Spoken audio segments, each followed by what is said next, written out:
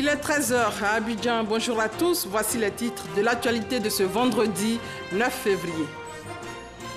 La Banque mondiale demande à la Côte d'Ivoire de rattraper son retard technologique pour atteindre l'émergence.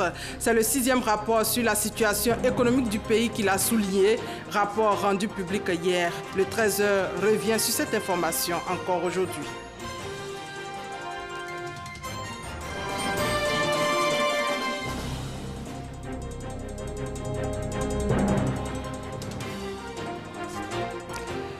Et dans ce 13h également, le volet éducation est consacré au geste du ministre de l'Éducation nationale à une trentaine de directions régionales et départementales, un don de matériel de 3 milliards de francs CFA.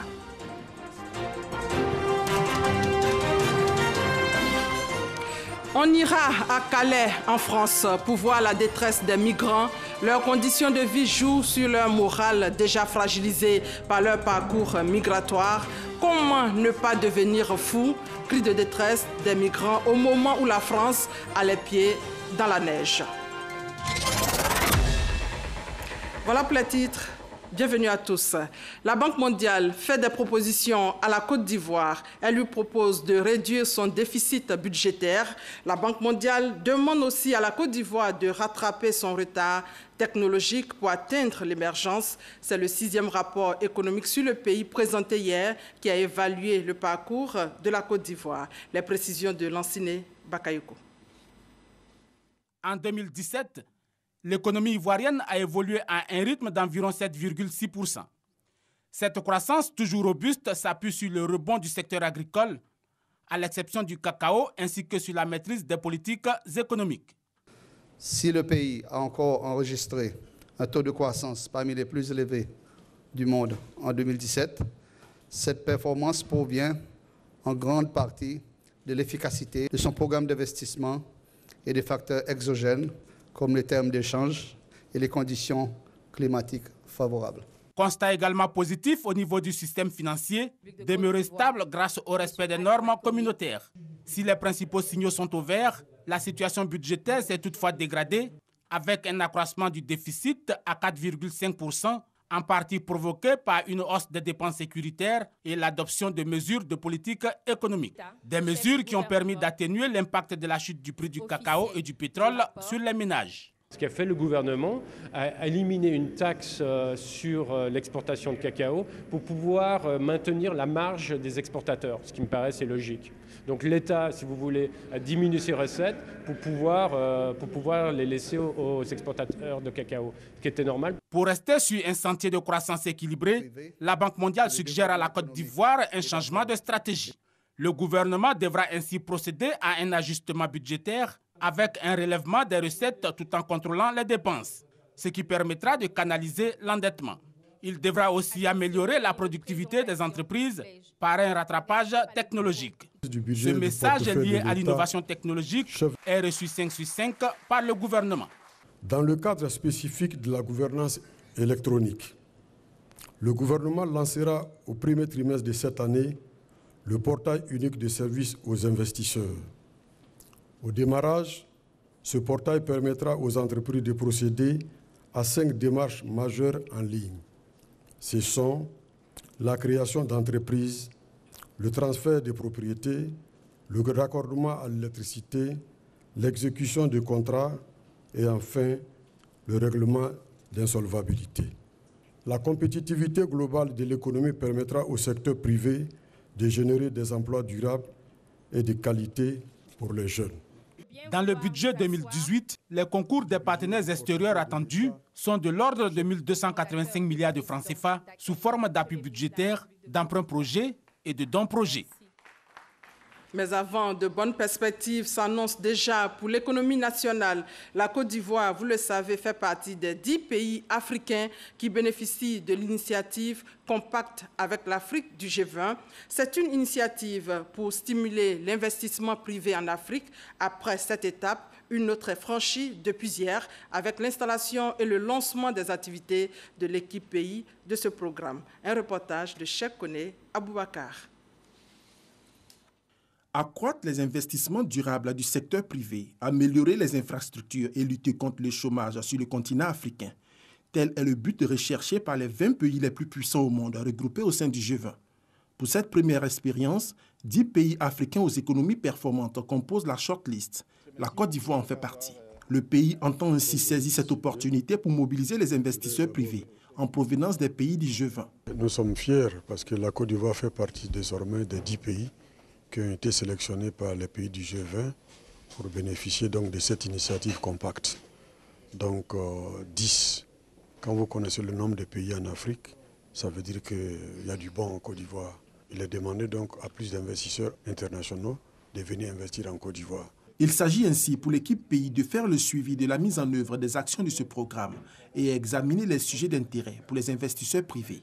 En Côte d'Ivoire, l'un des secteurs ciblés est celui des énergies renouvelables. Mais avant, chaque pays bénéficiaire devra mettre en œuvre des réformes qui augmenteraient leur potentiel d'investissement, tandis que les partenaires internationaux aideraient à trouver des solutions aux problèmes économiques de ces pays. On va continuer à appuyer le processus avec les autres bailleurs au niveau d'appui institutionnel et pour le bon déroulement effectif et pour s'assurer que la Côte d'Ivoire est vraiment là où il doit être avec l'adhésion de cette initiative. Pour sa mise en œuvre, l'initiative compacte avec l'Afrique du G20 a défini 3 principaux domaines.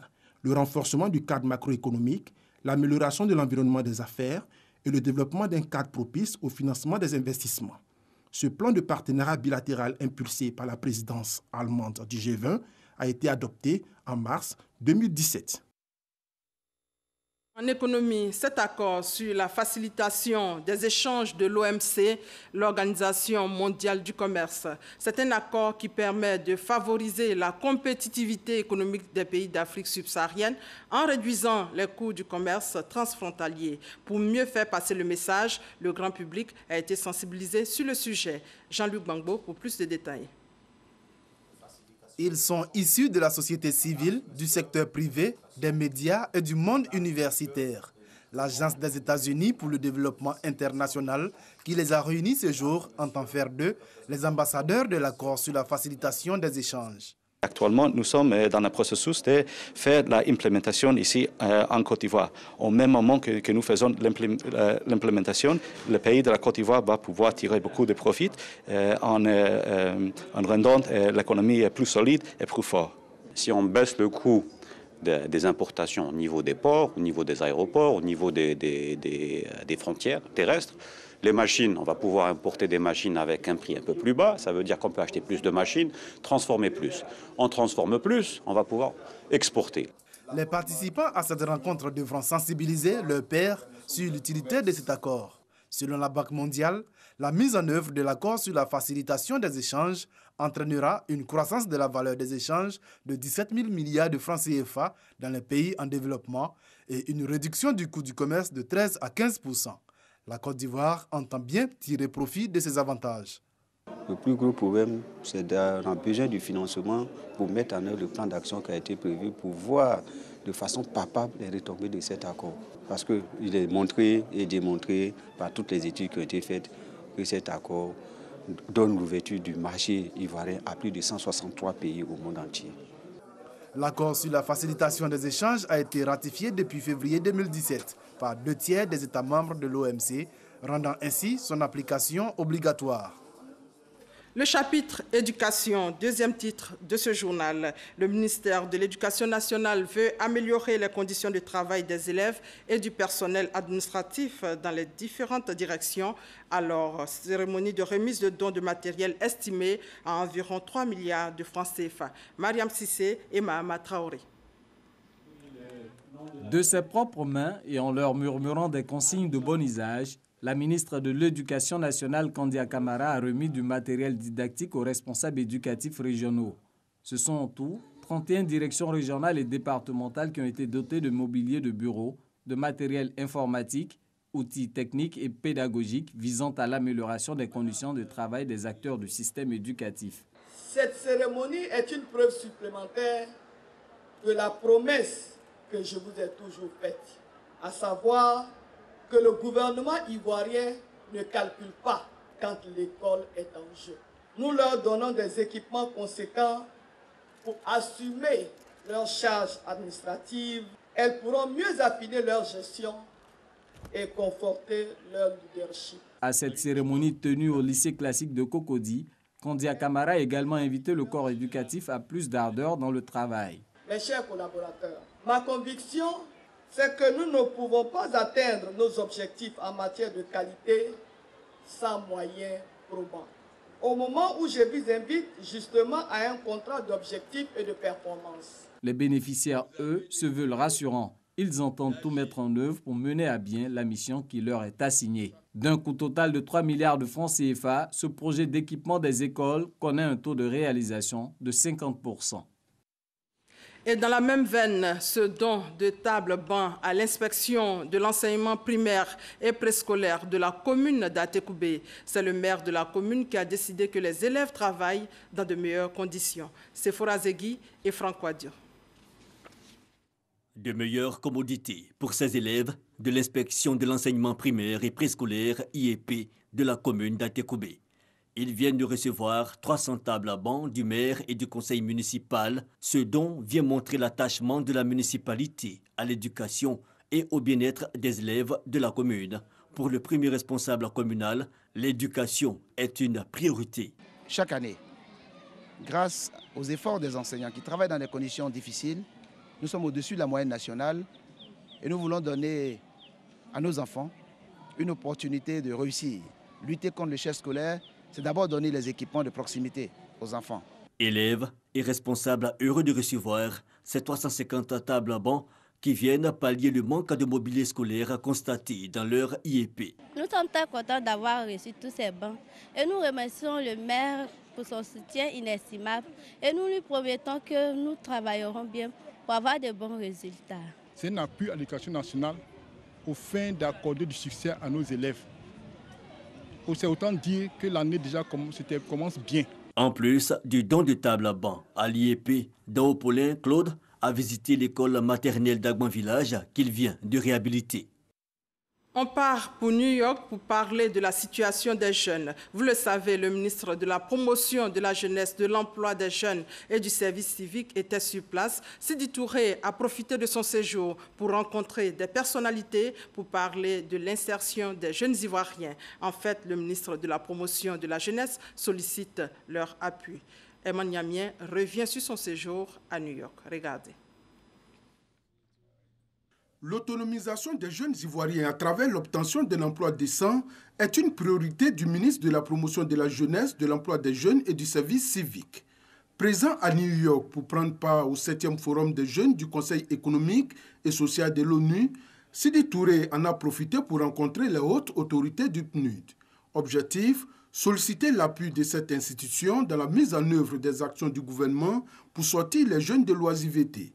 Après son exposé, le directeur général adjoint du PNUD a, au nom de l'institution, manifesté sa volonté de soutenir toutes les actions visant à sortir les jeunes de la pauvreté.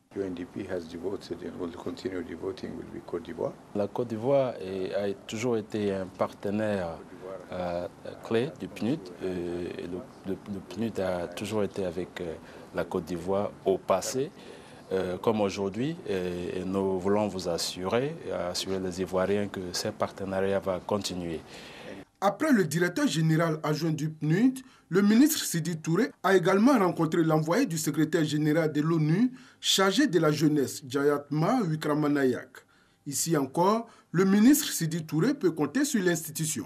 Ces différentes rencontres que nous avons eues au niveau aussi du siège des Nations Unies nous satisfont à plusieurs niveaux, à plusieurs égards, dans la mesure où d'abord le partage d'expérience demeure quand même l'élément fort de ces différentes rencontres, mais surtout le partage de conviction qu'il faut aller plus loin dans l'accompagnement des jeunes qui demeure une priorité dans nos différents États. Sidi Touré a souligné que le gouvernement ivoirien poursuivra ses actions afin de réduire considérablement le taux du chômage en Côte d'Ivoire. Et la parole est donnée aux jeunes. Il y a désormais une plateforme appelée U-Report. Il s'agira pour les jeunes d'aborder des sujets clés liés au développement. Comment cela fonctionne? Alors, suivons ce reportage de Patricia Oumou Etia. Tous munis de leur téléphone mobile, Ces utilisateurs de YouReport, appelés YouReporters, peuvent partager, recevoir et donner leurs avis sur des sujets qui leur tiennent à cœur.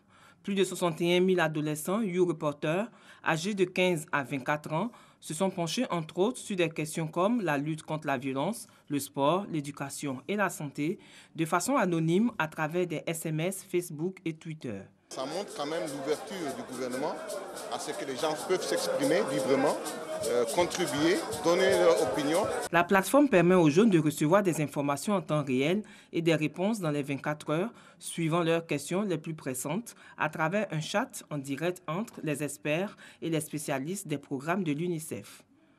À terme, le report permettra à l'État de mesurer l'efficacité des politiques mises en œuvre en faveur des jeunes, tout en s'assurant de prendre en compte leurs besoins réels et de renforcer les moyens de leur promotion et de leur protection. L'objectif du report est d'amplifier la voix des jeunes pour leur permettre de participer au débat public et de se prononcer sur des sujets de société qui les touchent. En Côte d'Ivoire, plus de 50% de la population est âgée de moins de 25 ans. Ces 14 millions de jeunes activistes et d'acteurs du changement au sein de leur communauté représentent la génération qui contribuera au progrès vers un avenir meilleur et plus prometteur. Et il y a un parking privé géré par un jeune à Abobo-Doumé, c'est dans la commune d'Atekoubé. Nous allons donc marquer un arrêt dans ce parking qui a été réalisé par la mairie pour 300 véhicules par jour. C'est un business qui marche très bien. Un dossier de Frédéric Oulaï et Serge Kolia. La libéralisation du secteur du transport maritime à Abidjan offre des opportunités d'affaires. Depuis quelque temps, de petits business se développent autour de la lagune ébriée. C'est le cas à Abobo-Doumé où les jeunes ont eu l'idée d'aménager des parkings privés au profit des automobilistes usagers des bateaux-bus. En provenance de Yopougon, Amalaman stationne tous les jours à 7 heures son véhicule ici avant de se rendre à Trécheville, son lieu de travail. C'est un raccourci. Au lieu de faire le grand tour, passer par l'autoroute, sortir par Djamé jusqu'à là-bas. Nous passons par là, nous traversons l'eau seulement et bon, nous sommes déjà au blanc. Si Dieu merci, ils ont eu l'idée de surveiller nos véhicules ici. Nous les encourageons surtout. Nous les encourageons et puis ce sont des enfants qui nous respectent bien, à qui on donne des conseils. Cette pratique désormais courante semble être un moyen sûr de se déplacer. Elle permet notamment de contourner les nombreux embouteillages dans le district d'Abidjan. Tu gares la voiture ici, tu donnes 200 francs aux jeunes, tu traverses le soir, tu fais la traversée avec le bateau-bus, tu prends ta voiture, tu t'en vas. Tu gagnes en temps pour aller au travail et tu économises plus en carburant. Je pense que c'est très bon, ça nous permet de vite arriver au travail et d'éviter les embouteillages. Cet espace d'environ 800 mètres carrés accueille près de 300 véhicules par jour. Akoulia en est le gérant. Ses gains s'élèvent au quotidien à environ 3 500 francs CFA. Pour lui, cette activité est une réponse au chômage et à l'oisiveté. C'est mon pain, il cherche. Ce n'est pas tous les jours la même chose. Parfois, ça peut venir beaucoup. Souvent, ça peut venir un peu moins. D'autres, souvent, ils les approchent. Ils me disent, ah, mon petit, ce que tu fais, c'est bon. Prends soin de ça. Et puis maintenant que le nouveau gars qui est arrivé encore là, ça permet encore beaucoup de véhicules de venir encore ici. À 18 h, c'est la descente. Chacun regagne son véhicule en toute sécurité après la traversée de la lagune. Depuis que je garde des gars ici, j'ai jamais eu de problème avec le véhicule. Les enfants, quand tu viens, après le soir, tu leur donnes 500, 200. Bon, je pense que c'est raisonnable. Jusqu'à présent, mon véhicule n'a pas été endommagé. Selon Akoulia, aucune plainte n'a été encore relevée par les usagers concernant les dommages. Il y a beaucoup de tantis, des tontons qui me tirent l'oreille. Malgré me donne l'argent, mais non, petit, il faut faire ça, voilà ça, il faut bien surveiller ici, là. Malgré on te donne l'argent, mais vraiment, essaie de voir les choses, parce que ça, là, ça crée problème. Ah, les clients n'ont pas de problème. Eux-mêmes, ils ont dit qu'ils vont nous aider. Le maire de la commune d'Atekoubé, de son côté, encourage les jeunes. Les mesures sécuritaires seront renforcées. L'activité elle-même, indique-t-il, sera renforcée pour permettre aux jeunes d'en profiter davantage. Je voulais féliciter les compatriotes d'Abobo-Doumé qui ont saisi cette opportunité pour créer des activités génératrices de revenus. Mais il faut aller plus loin. Ce parking aujourd'hui, c'est simplement une aire non aménagée. C'est quelque chose de sommaire. Il faut aller plus loin pour que l'aire soit aménagée avec des commodités pour optimiser justement cette activité qui est appelée à prospérer d'ailleurs. Et la mairie va les y accompagner parce qu'il y va de la sécurité urbaine et mes services sont en train d'étudier avec le 37e arrondissement, avec les forces de police et de gendarmerie, comment encadrer et autoriser cette activité pour qu'elle se passe dans les meilleures conditions à la fois de sécurité et de légalité. Par le passé, le site des parkings privés servait de marché au village quartier d'Abobo-Doumé. Selon les responsables, plusieurs projets en faveur des jeunes y verront bientôt le jour. Et cet espoir pour les malades du cancer, parlons maintenant santé. Grand Bassam va accueillir un centre de radiothérapie et cela grâce à un prêt de 60 milliards de francs CFA de la République de Corée. Les deux pays ont signé l'accord hier. Ce sera le deuxième plus grand centre de traitement du cancer dans le pays après celui du CHU de Cocody. Ami Sissoko. Il est fonctionnel, le tout nouveau centre de radiothérapie. Situé au sein du CHU de Cocody, il a déjà reçu une soixantaine de malades du cancer. Lorsque nous avons ouvert le jeudi 25 janvier, nous avons eu 16 personnes en consultation.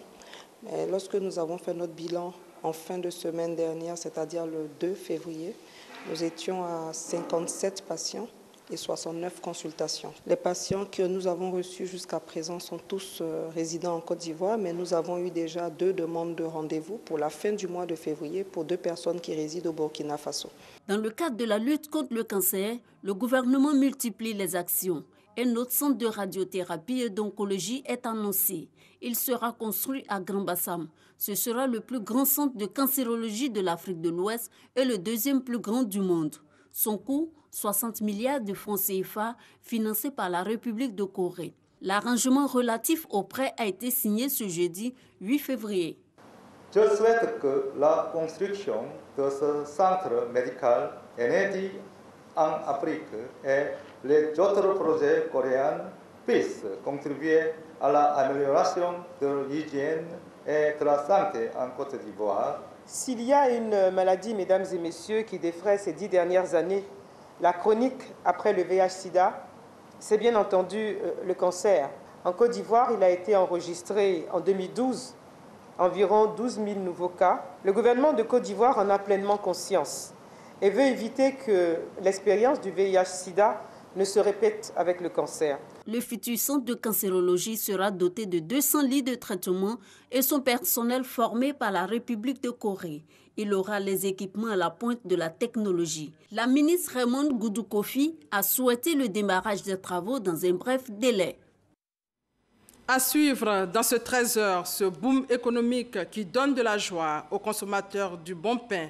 On veut parler de belles boulangeries que vous voyez un peu partout en Côte d'Ivoire. Dans la région de Gbeke, des efforts sont faits par les acteurs de la filière pour davantage proposer aux consommateurs du pain de haute qualité. Il y a même le pain Made in Gbeke. Qu'en pensent les populations? Suivons ce reportage d'Alain Essoa et de Léon Brou. Batteur mélangeur, pétrin, diviseuse, façonneuse, trancheuse, four à convection, ouvrier en uniforme, nous sommes dans une boulangerie de Boaké. Cette armada de matériel haut de gamme dans la production du pain sonne la réorganisation et la redynamisation de la filière boulangère. Aujourd'hui, pour pouvoir avoir une bonne qualité, il faut les meilleurs produits. Ces produits, il y a d'autres qui sont chers, et ils font la qualité. Pour fabriquer le pain, sérieusement, il faut avoir les moyens, le matériel de travail et puis la propriété aussi. Résultat de ce déploiement du pain de qualité, et ce sont les clients qui en témoignent. Je suis venue ici acheter du pain pour mes enfants parce que mes enfants aiment le pain et ici c'est le meilleur endroit. Le pain est doux. Par rapport à certaines villes que j'ai parcourues, je pense que depuis un certain temps que je suis là, le pain de Boaké, en tout cas, il n'y a rien à signaler. ont favorisé cette meilleure forme de la filière boulangère, sensibilisation et conseils sur la conservation et la distribution du pain. Des actions certes à l'actif de ses prédécesseurs, mais surtout sous l'impulsion de Siloué Smaïla. À la tête du syndicat national des patrons boulangers, seulement en décembre 2017, Smaïla s'est donné pour credo la qualité du pain made in Côte d'Ivoire.